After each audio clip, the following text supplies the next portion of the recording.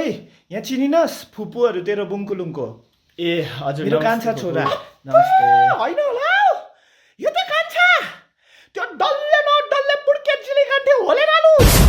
सबैले बढ्दैन डोकोले छोपेको भन्थ्यो नि त्यो अब्बे कत्रो भएछ त अन्त भगवान् लु भाउजू हेरे कान्छा अरे त्यही त छक्कै परे म पनि लु भगवान् कत्रो भएको अहिलेको नानीहरू के तिमीले जामा लगाएर छोरी जस्तै बनाइदिन्थ्यौ नि त्यो चाहिँ नाची बस्थे नि त्यही हो यो होइन फुपू त्यो त के भन्छ दाजुलाई पो गर्नु ठिक्कै चिन्यौ तिमीले यही हो अबे भगवान् ला कत्रो भएछ कत्रो यत्रो बढे थियो यत्रो बढे थियो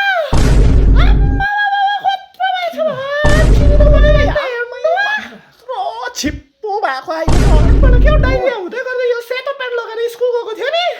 अन्त फर्केर आउँदाखेरि प्यान्ट भरि छेरेर